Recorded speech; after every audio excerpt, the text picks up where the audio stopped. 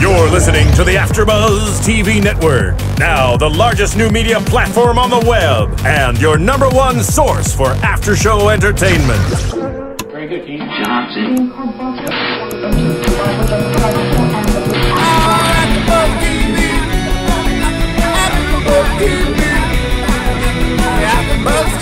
From the AFTERBUZZ Studios in Los Angeles, California, presented by Maria Menounos and Bing.com, and streaming live thanks to Akamai Technologies, this is AFTERBUZZ TV's The Game After Show. We'll break down tonight's episode and get you all the latest news and gossip. If you'd like to buzz in on tonight's show, you can buzz us at 424-256-1729. That's 424-256-1729.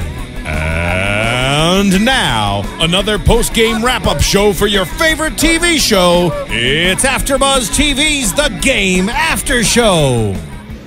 Woo! We got our little beat in there as usual. Hello, everybody out there joining us, listening to us, watching us, and the things that you do. Bing is for doing, and we are here doing another AFTERBUZZ TV after show for BET's The Game. Yay. We are on season 5, episode 16. We're in the final stretch of the game. Finally. And it's been going wonderful. And I have a lovely estrogen-filled panel with me today. And also a stripe-filled panel. Yes. Did you guys plan this? Yeah. Wow. All right. Yeah. Sitting across the table from me today, I have the lovely Stanley. Yes. Joining me. Thanks for having me. Thank you. I love your nails. Oh, She's thanks. sparkling again. And next to Stanley, we have Isabel Mora looking so perky. I know. And pregnant. It's so cute. Shut up. You're so cute. And of course, missing this week or for right now is Kenny Harrison, who is lost somewhere on the 101. So if anybody finds him, please direct him towards the AFTERBUZZ Studios because he's supposed to be here right now. And of course, Curtis is missing in action again this week because his son turned 13 today. So happy birthday, Curtis Taylor's son. Congratulations. Because I don't know his name, so I would have said happy birthday to him. But you know what I'm saying. Anyway, for those of you Courtney, out there. and as you're going to talk about iTunes and, Yes. comment, rating, the whole thing. Yes. I know you're going to tell us so much about that iTunes thing, but real quick, I believe we have Kenny on the phone line. Oh my God, he appeared. Kenny, are you there? Yeah, can you hear me? Yes. Hi, Kenny. How are Hey you? guys.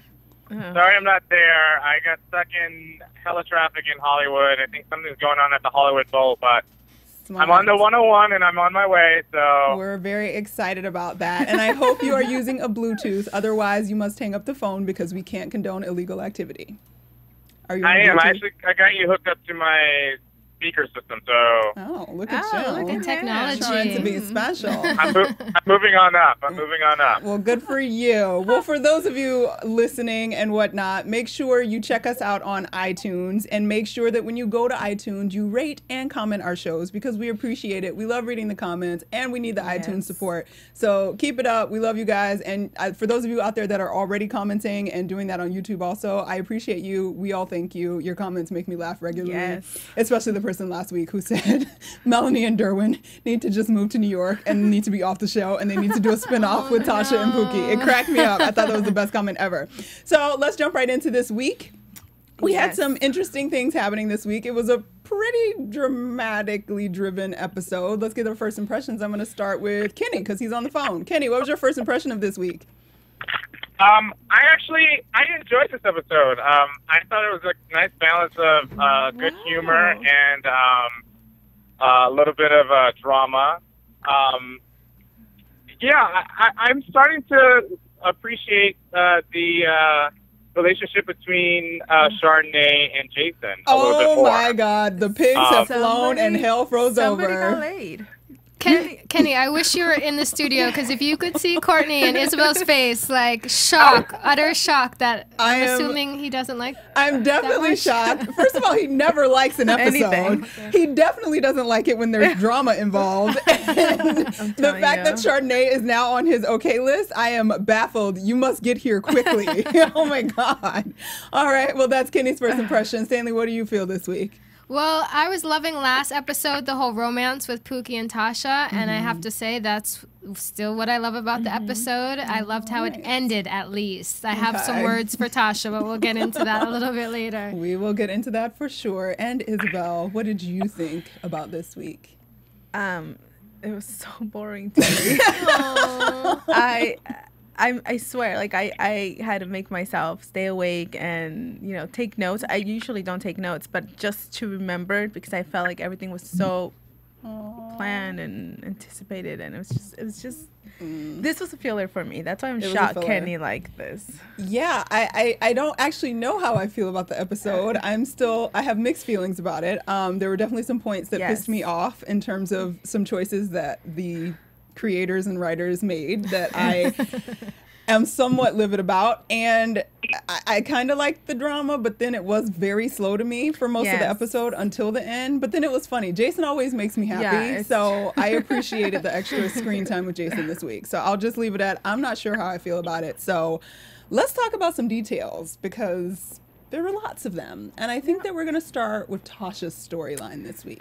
Okay. So we've got Tasha, who said she would be the child surrogate for Melanie and Derwin. Melanie's super pumped. She comes over to the house in the middle of the night, like, take some vitamins. You're about to be my baby's mama. And Melanie's crazy. Melanie is nuts. And basically Tasha is starting a relationship with Pookie and realizes, oh no, I'm going to ruin this if I tell him I'm pregnant with a man's baby again.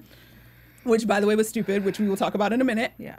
And then she says, basically, Pookie, I got something going on. We can't be together. Pookie goes away. She decides, okay, I'm about to impregnate myself. She goes to get on the table, legs open, and decides, oh, no, I can't do this. I'm going to do it for myself. And so she goes and finds Pookie, and they find love and make out. The end. Okay.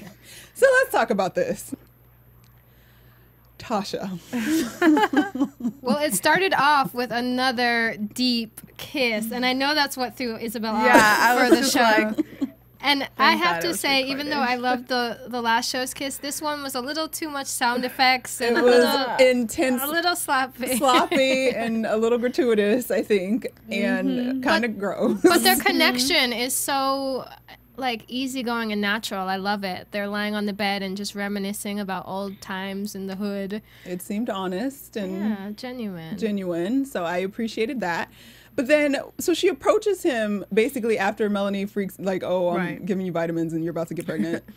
They have this conversation, or lack thereof, I should say, about what's going on with her. She doesn't actually say what is happening, and she just basically allows him to believe that it's another dude, because that's what the hell was that about? And for someone who's so comfortable, where's that easygoing part of the relationship where you can tell him everything? Why does that make any sense at all, even for the story? Like, what was the point? It does. They're comfortable in the relationship, but the problem is Tasha Mack isn't comfortable with love. She's in her own way. And that, I mean, is typical in a lot of women, supposedly a lot of black women. I know I've experienced it. And I think it shows that no matter how close she is with Pookie, she still is kind of almost self-sabotaging herself. And it was very upsetting. Very angering. Kenny, how did you feel about that? I was going to jump in and say that when she got up off the table, she said, I think the comment was that she had to make a decision for herself. And I think this was the first time that she actually put herself first before anybody else, whether it was Malik, her job, Rick Fox, you know, that relationship. I think she finally decided this is the right one. This feels right. I'm just going to do what's best for me and not have to worry about other people's feelings. But that took her the whole episode. Yeah. But my question is, why the hell did you lead him to believe one thing, which was completely not true, and like that didn't make any sense to me whatsoever for her character. It didn't make any sense to me for the story. It didn't make any sense at all. But don't women do that? In all honesty. Hell no. Yes. Oh, Lord, take yourself out of it. Ugh. I don't get to be a woman in this. Jeez, maybe that's why I was so angry, because it made no sense. Like, I was like, okay, well, maybe it'll be like some dramatic effect that will lead to. It was just dumb to me. Like, I don't understand it at all as a choice. Sorry. I know. I thought that would have been the sweet part of this. Like, I am helping someone else, and it's hard for me to decide now if I can give up my. Because I was also thinking, like, I was going further than her, maybe, because I was thinking maybe she doesn't want to carry the baby because how would Melanie feel about her having sex while she's carrying her kid? You know, some Yeah. women think like that. That's what I thought she was worried about. I didn't think it was because it was going to stop her love life. I thought this is someone who's understanding, and he might be like, well, let's just do it together, or something. And if they were trying to show Tasha's growth, I thought the point would be to reveal that about yourself, that you wanted to do this thing for the other person and actually work it out with the person. And if you in the end decide like, oh, I'm not going to have the kid, this isn't going to work because I want my relationship, that's fine. It just showed the same immaturity to be like, oh, I don't know what's happening. I'm going to step out of it. Well, I mean, you can grow, but you can't grow out of yourself. So I think she grew in terms of accepting the love from Pookie, becoming, you know, into this nice relationship, but then at the point where everything, she can't do that. That's not Tasha. There always has to be kind of drama. And I think a lot of women, and I'm going to say it, a lot of women like to make men jealous. I mean, Kenny, hello. Have you noticed that with any women? Like, women like to add a little bit of drama in relationships to keep the man interested. And I think she was upset when Pookie gave in too fast. That's what she was mad about. She wanted him to like fight for her or be like, F that other man. And she ended up playing herself. I just hate it so much. I don't even know what else to say about it. Like, it just seemed so pointless. And then I feel like, too, when she goes and finds him and I'm going to make this work, I feel like it's just another further, and maybe that's the point. It's a further setup for failure because it's not going to work because she wasn't able to be completely open and honest with the person again. So she went the same route she always does, protect self and then give a little bit, which is not going to work in a relationship. So Pookie and Tasha are doomed. No. That's how I left that scene. We need to come up with a name. Like, you know how there's Kimye and whatever. What would it be? Poo-Asha. Tashuki? Tashuki? How would that work? I don't know. Yeah, I like that. Tashuki. I'm team But Tashuki. talking about getting over things real fast, Melanie surprised me. She was just like, anyways, okay, I'm done. Now I'm going to start with something new. I'm unhappy. Wow, that's an interesting point that you bring up. Where another reason of anger for me for the episode, while I appreciate that we're finally confronting the real issue that's going on between them, it was quite strangely placed. And there was no, like, we didn't see the arc really happen. It kind of just was like, yeah, everything's great. I'm gonna have a minute. I'm actually really unhappy with my life. And then again, maybe do you guys think that was genuine? Maybe she just finally stopped.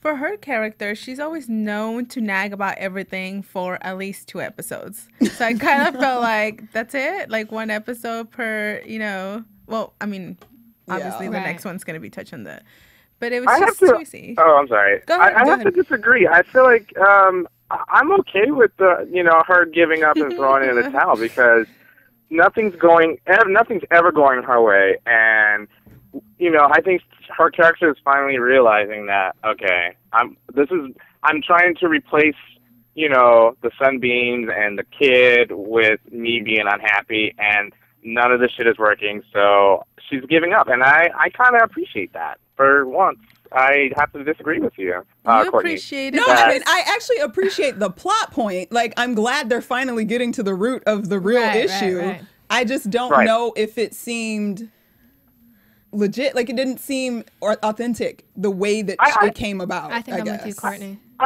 I disagree. I think it was kind of properly placed. I mean, this whole big build up to having a baby, I mean, that's a big deal, and to get so close to have it like taken away from you, I would, if that were me, I'd probably throw in the towel as well. Well, it's true, because like Isabel was saying, I mean, even though she drags things out all the other times, sometimes when people are at their wits' end, they act out of character. So they're just like, oh my God, like, my life sucks, I'm done. What I had a problem with was saying that Johns Hopkins is the real big issue here. And I'm not sure if I can see how something like that could really be an issue if you're with the man you love, if you're trying, Well, I think that that's how I felt about that Like, sort of. It didn't quite work for Yeah. me because I do agree. Like I can see what she's saying. Johns Hopkins, like that was her biggest sacrifice, and from there it just went downhill from there. But at the same time, it's kind of like, are you upset about Johns Hopkins, or are you just upset that you didn't pursue medicine? Because you still Right. could have pursued medicine. Right. You chose not to. And if you were upset about Johns Hopkins, that happened long before they were married. So you got a whole bunch of other stuff in the middle that changed your life. He had a baby. Y'all broke up. Like there was all kinds of other stuff in the middle. And I don't know. It just seemed ill Yeah, but placed or again, whatever. I just think it's Melanie's so selfish. I've never really liked her character, and that's so rude. I mean, look at Derwin. He's trying to be a supportive husband. He switched his mind. Okay, you can have a surrogate. Yeah. It went wrong one time, and then she's like, "Oh, my life sucks. Like you haven't made me happy," and all this stuff. Like, what is he supposed to do now?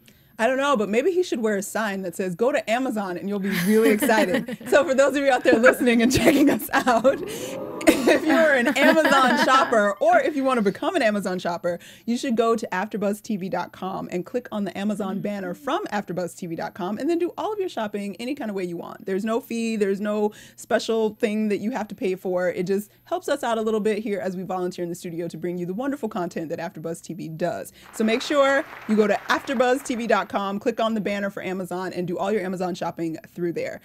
And if you're Melanie, maybe shopping would make you happy. Shopping therapy. Shopping is therapy. It could work. You can find someone on there. Yeah, it Carry does. your baby. Yeah, for real. And I mean, I think in the end, to wrap up the whole Melanie and Derwin thing, I do think it is kind of, I've hated Derwin for a while now. Yes. Or disliked him. Yes.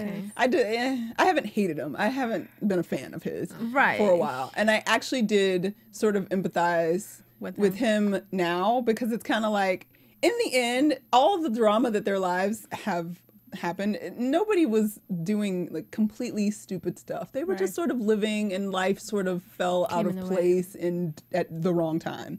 And then for her to say, since Johns Hopkins, basically since you chose to move out here with me, there's been so much in between that like you were supposed to have worked out. To me, that completely devalues their entire marriage. Completely. Like, it's like, That's huge. And I'm fine with you saying, like, I gave up my career to try to, like, support our family and make sure that we worked. Because we had to talk about how we felt like maybe the career had to set aside because of the way that football works and really trying to make it work. But to say, like, we back to that point and not just, like, I want to pursue something that I'm passionate about is kind of shitty. Right. And I hate to use the same word over and over again, but selfish, because like, and funny enough, in life, a lot of people do this. Like, you made a decision, whether it's right or wrong, move past it. Like, you can't always keep on bringing in the past. And you can't every hold time you somebody get else responsible for the it. decision you decided to make. Yeah. Well, we'll see next week what she pulls off in that department. But let's move on to some jollier times in this episode. Yes. Which we had Jason and his Chardonnay. I hated her in this episode. I was just like, and this is what I've been waiting for. Like, why are you on? She just. Don't diss Brandy. Don't do it. Yeah, I have to. You're still- it was just. well, it was a joke. You're still not buying. How about, okay, let's No, start here it was because you're so the one fake. that's not buying her. You can't see past Brandy. You don't see her Right. as Chardonnay. So you're still there. Let me jump in and say, yes, looking past Brandy as Chardonnay, I get it. I don't get it either. But as far as the progression of the show and the storyline, I thought they did pretty well. I mean, there were a lot of stereotypes that I didn't particularly care for. Yeah. Fried chicken. However, I think Yeah. I think for me it was more of Jason's growth than the whole Chardonnay Jason, because his character is evolving sorta. Yeah. And it's kind of good to see him calling Malika for a friend. Yes. And saying I love you, Chardonnay, and even loaning her money. I mean, all these things are out of character, so I actually appreciate that. Okay. And I think that's why I appreciate Loaning her money. the Jason and Chardonnay. But Okay. I'm not too keen on Brandy as Chardonnay. I don't get it. I don't buy it. I can't remember. Do you like Chardonnay as a character? I'll comment in a moment. Why don't you share what you have for us, Stanley, on this situation? I mean, one, I think Brandy's an amazing actress. I was actually surprised that she's able to pull off this character. Like, not once do I think it's ingenuine. And I don't see Brandy in real life as this ghetto, like, Chardonnay character. So I have to give her props for that.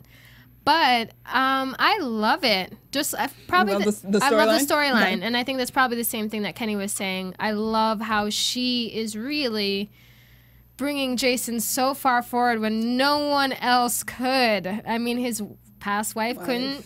For sure. And his parents couldn't. Parents, I mean, not even his daughter can bring out any type of wholesome, normal or human beingness of Jason. And sometimes it's that unexpected person that can really make you check yourself. And I mean, I'm not sure if we're ready to go here yet, but the whole I love you thing, that is huge. It was huge. It was huge. I agree.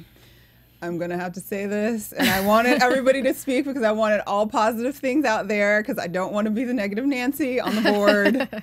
And I appreciate that they write the best jokes in the world for Jason. Yes. Those bus jokes, I have lots of them. Calling her house a raisin box cracked me up. Love it, love it, love it, love it, love it.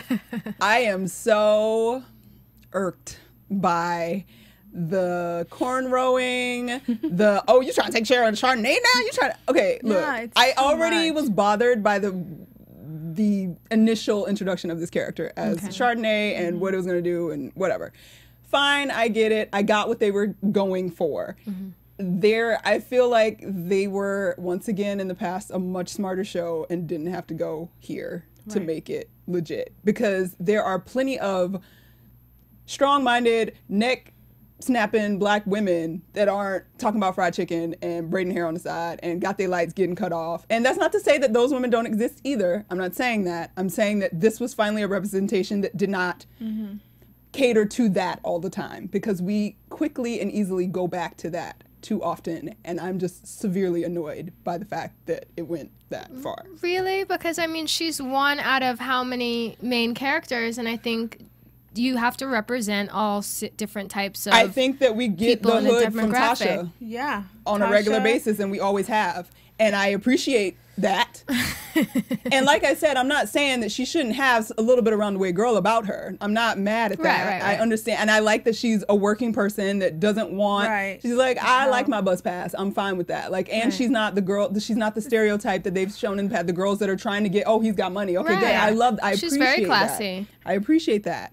I just think that this episode just was a little too much for me, because I was like, don't go there, man. You don't need to go there, because you didn't have to go there to get Jason. What they're trying to get Jason to come around to, in general, is a black woman. Blackness, yeah. And there's a black energy that didn't have to be ghetto that would do the same thing. And I just don't understand why. But he's dated a black woman before. Stacey Dash played, his character. And she didn't get developed into anything else other than, the pretty girl, whatever. So I don't know. That's just my opinion. And it bothers me because of what the show used to be and my complaints about it already as it is now, because it's falling short as it is. And to me, this just makes it nail in the coffin exactly what a lot of the former fans who have now left the show, this is what the complaint was. It's like, now, okay, so you're catering to BET audience, which I don't like to say because I don't want to judge the BET audience. I don't know details about the BET audience, but what I do know is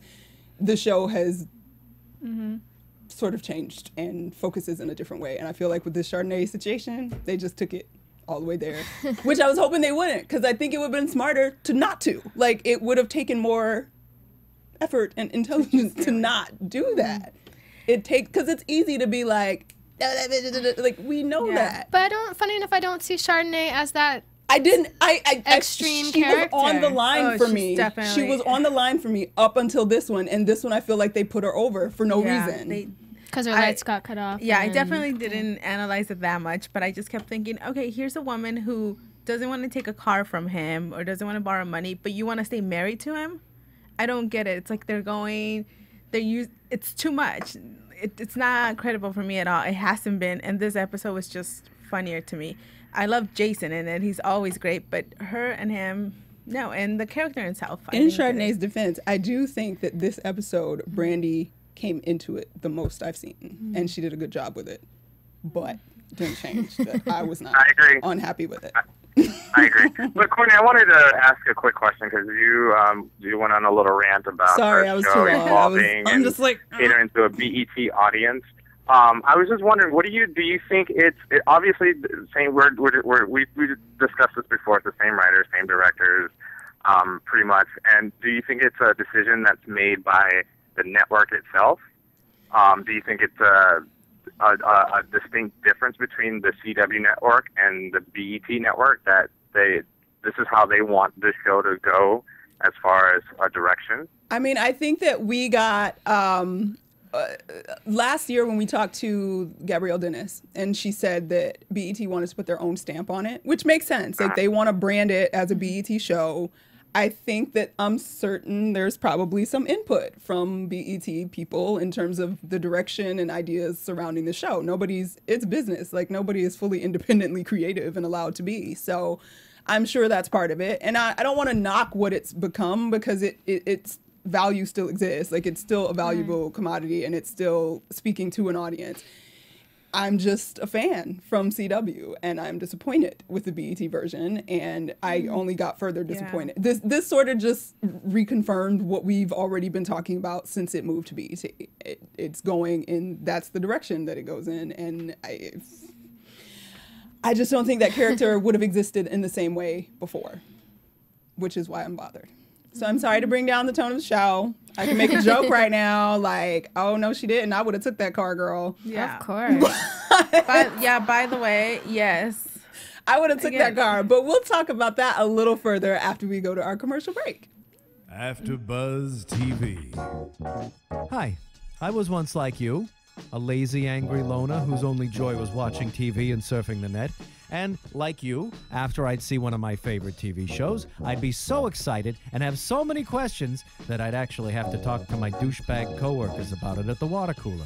Then I discovered AfterBuzzTV.com. AfterBuzz TV produces after-show webcasts and podcasts for TV series of all kinds, like post-game wrap-up shows for all your favorite TV shows. AfterBuzz TV hosts are industry insiders who break down episodes of shows, take calls from fans, and interview cast and crew from each series, with over 60 different after shows, from Boardwalk Empire to American Idol to Vampire Diaries to Real Housewives, and more. Now, after a night of TV, I can ignore my stupid coworkers, who I hate, and go straight to my desk and watch or listen to all my favorite AfterBuzz TV after shows, and have all the TV fan interaction I need. Thank you, AfterBuzz TV. AfterBuzz TV. What do you want to buzz about? You want to buzz about sleep? Yes. And we're back. Isabel's fallen asleep, and we are talking about the game, but we are moving into our special segment this week, which is completely applicable to the episode this week. The subject this week is dating beneath you. Some of you out there may say that sounds a little snotty or a little bit stank, but let's keep it real. Everybody's not on the same level when it comes to dating. I date a shorter man. Not literally. Not literally. And those issues obviously came up in this episode with Chardonnay and Jason and her taking money from him and that kind of thing. So before we went to break, you ladies were mentioning about the car. I had said I would take the car. Would you all take the car? Yeah. You would have taken the car? I'm married to him. Okay, you're stuck on the married thing. It bothers me. Like, it's the wife title. It really bothers me. Like, you'll stay married, but certain things you want to. They're not staying married, I don't think. They are married. But they're filing. However, they're not married conventionally. I mean, it's established that they got married on a drunken night. It wasn't like they've been courting each other, blah, blah, blah. But when you get that... I think they are, and they said it's going to take about a certain time period, so like let's give it a try while we're basically getting waiting to get a divorce or whatever. Yeah. But right now she's the wife, so she should take the car. That's what you're saying. Because she's the wife? Borrow it while you're with him. Yeah, I think there's nothing wrong with being an independent woman, but same doesn't mean that you're gonna not let someone do things for you, because you're gonna do things for your man. Right. Mm-hmm. So, it's not really all fair. The time. Yeah. All the time. Isn't he always at her house? That's true. Yeah, that's true. We haven't seen her at his hotel or wherever it is he lives now. Kenny, would you take the car if your boo-boos tried to give it to you? If I were in this situation, probably not. Why? And I think the reason why is because she's trying to show him that, you know what, I'm not with you because you can buy me this and buy me that. I think she genuinely likes him. You know what I mean? I think after a certain period of time, yeah, maybe, a year, 2 years, whatever the case may be, I think for him to, and let's be honest, he only did it because Malik brought it up, and he kind of submitted to peer pressure to a certain extent. But and that's a part of his growth as well. I don't know if that part is positive or negative, but I feel like, relationships, it depends. It really depends. Personally, I don't think I would have, but, Well, I mean, we can also talk about the fact that Tasha tends to date, she's wealthy and blah, blah, blah. She's a woman, and she has, she's dating Pookie, who's probably, I would assume. Yeah, that was my next comment. Mm-hmm. Like, does it obviously switch when it's the male versus the female that's wealthy? What if Tasha gave Pookie a car? I think he would take it. You think he would take it? Do you think he would be right to take it? No. This is when we do the double standard, though, and it's sad, but it happens. Like, I feel like women would be more willing to pay for their male partners versus men. I mean, if Jason was a girl, I think he would be willing to pay for Pookie versus Jason now, who's like being pushed into pain. Girl, you confused me out of me. I just feel like Jason's a tight ass. Well, I don't think male or female. If Jason was a female, I think it would be the same thing. He's just a tight ass. That's what he's used to.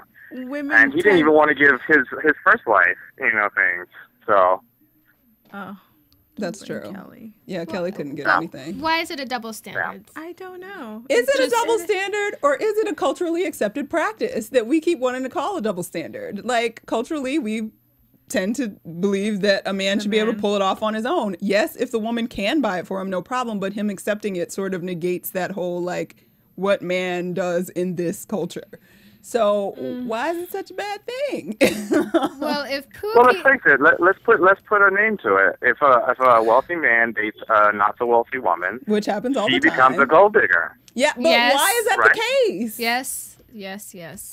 And that's what was the question? And you were kind of insinuating that earlier, Kenny. I didn't want to jump down your throat, but it's like, just because Jason is giving her things and she turns them down because she doesn't want to be that girl, but if she took the car, does that mean all of a sudden now she's a gold digger? Aren't her lights being cut off enough to prove that she's not a gold digger? She's not asking for the money. That doesn't mean if you take one thing from your man, then all of a sudden, everything I've done in the relationship is trumped because now I'm that woman. Well, Kenny? Well, no, because then that becomes...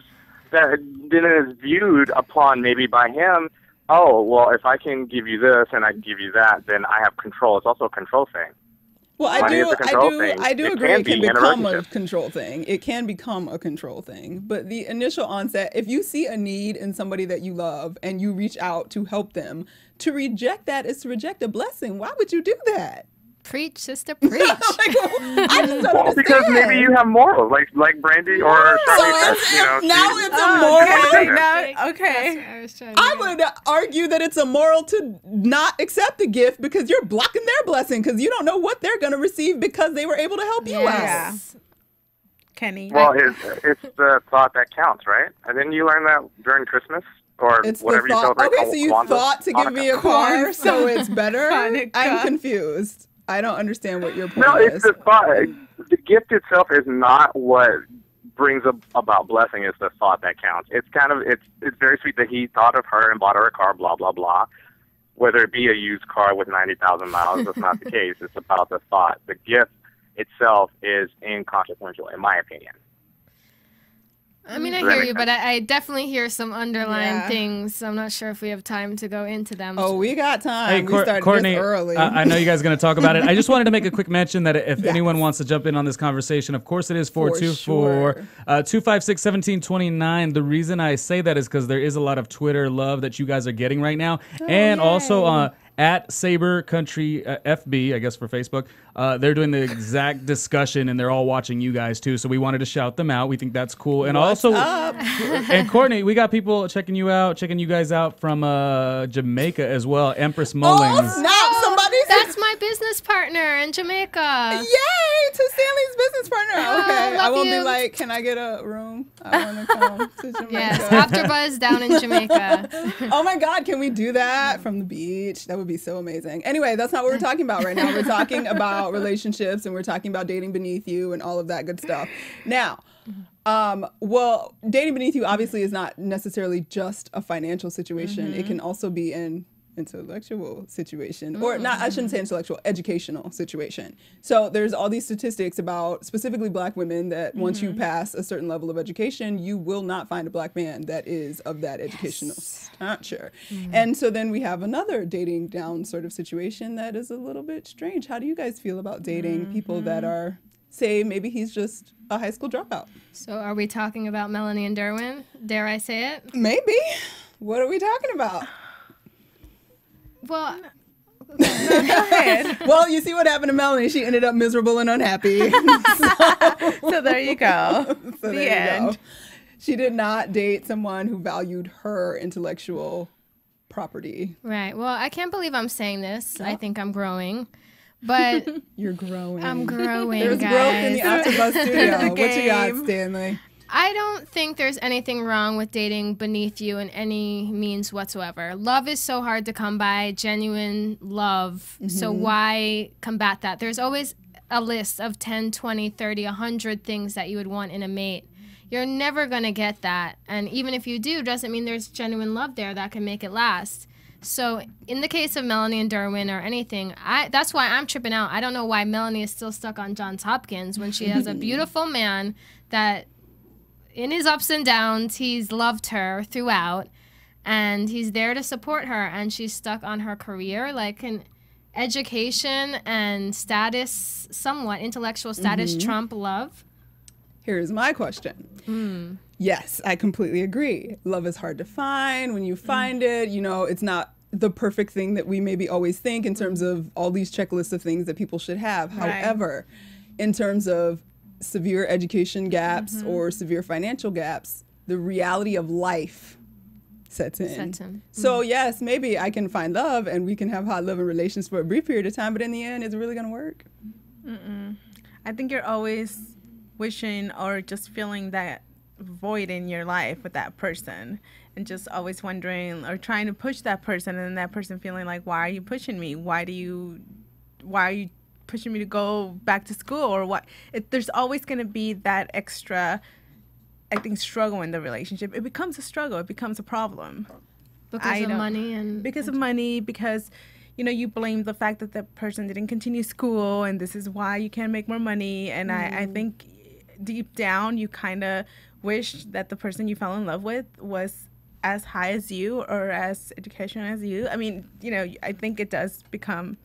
Is that why marriage isn't working out in this country? And they do say do say money is a big reason why divorces it's happen. like the number but one reason. That doesn't mean that it should be, and I think that's probably Right. why we have so many single 30-somethings still not entering into marriage, because now we're starting to think of way too many things that we're looking for in a marriage. It's really, once you decide to get married and you're content and you find love, whatever love means, you accept that for better, for worse, richer or for poorer. And I don't think people really think about those vows. Yeah, because when you're unable to pay rent or something, you're not thinking, oh, boo, I love you. This is going to make us... Well, I think that's interesting that you brought up. There's a lot of 30-somethings sort of waiting to get married, and the checklists seem to get longer the older you get. Right. However, is that necessarily not an okay thing? Because if you're in your 30s and you are settled, for instance, I know this guy who, there was a woman that was a little bit older than him that is very well off, well, not very well off, but she's doing good. She's on her own, she's independent, she can pay her bills, whatever.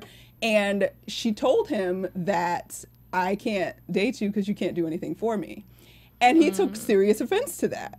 And then I started thinking, well, is that really such a bad thing? If you're 30s and you've sort of got your life together and your finances together and you're sort of doing your own thing, why would you want to have to, just because? And take a burden now, because it becomes a burden. Now you have to start like, okay, I can pay for my stuff. Oh, you need help with your stuff? Like, No, but if you can take care of yourself and let's say you have enough money to take care of your partner, then why is it a problem? I can understand in situations where literally you can't feed your children or whatever. I mean, child, you know, yes. that's a bit extreme. But I don't know. I think. Is it a burden or is she a bad person? Well, to each his own. Yeah, right. To each his own. Like, so whoever can handle it. Right, so because people talk about pedigree all the time and things like that, and even actually moving, I just moved out to LA, and people bring that up a lot, like, oh, he went to Harvard, blah blah, girl, he's good pedigree and blah blah. It's like, are we dogs? Somebody said pedigree for real? Yes, and I'm like, it's that same thing. Like, you need to make sure comes from a good family, that type of stuff. I understand. You have to have standards, but when standards is on money and on education. I think that's kind of weird because someone could not have a degree and still be the smarter than you. Of course. Interesting questions. And as usual, we would love your input. Tweet us at AfterBuzz TV. Tweet me at Stuart Starlet. And let us know what you think. Would you date beneath you educationally, financially? Good question. Lots of different things that we can do, but I would love to know what you guys have to say out there. But for right now, we need to jump over to a little bit of news and gossip. AfterBuzz TV News.